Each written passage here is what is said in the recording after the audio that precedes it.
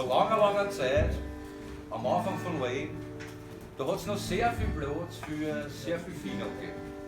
Früher sind sie um den Dom gerannt und eins war klar, dass das Schönste davon das Einhorn war. Da waren grüne Krokodil und weiße Gänse, Kamele war offen mit langen Schwänzen, ein paar Spatzen, Katzen, Rutzen und eins war klar, dass das Schönste davon das Einhorn war. Aber die Menschen, die sind in Herrgottsdeppert worden und will ihnen ein Sintflut schicken in sein Zug. Zum Noah hat gesagt, die fangen gleich an, ich brauch einen Tiergarten, der schwimmen kann. Für die grünen Krokodil, die weißen Gänse, wird Kamel und für die oft mit den langen Schwänzen, wird Katzen, Spatzen, Rotzen und pass gut auf, das Einhorn muss unbedingt auch mit drauf.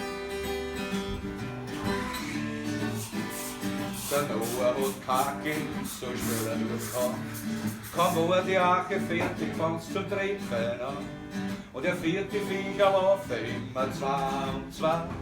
Auf einmal schreit er, Jesus, nein, ich hab zwei grüne Krokodil und weiße Gänse, Kamel und ein paar Ofen mit langen Schwänzen, die Katzen, Spatzen, Rotzen, aber es ist zu blöd, die Einhörner, die find ich nicht.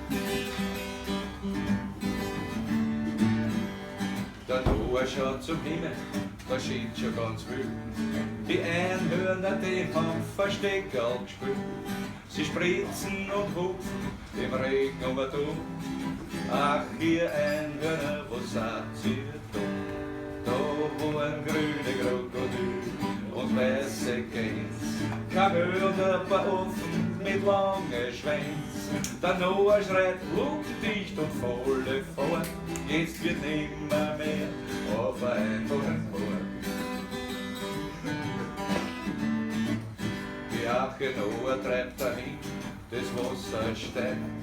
Die Einhörner bemerken, sie haben's vergeigt.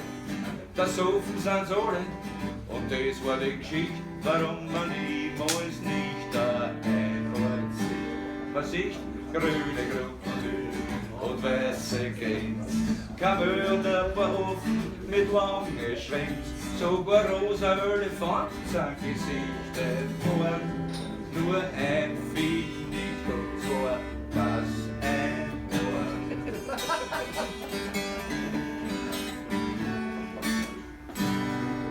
Ja, jetzt wisst ihr's.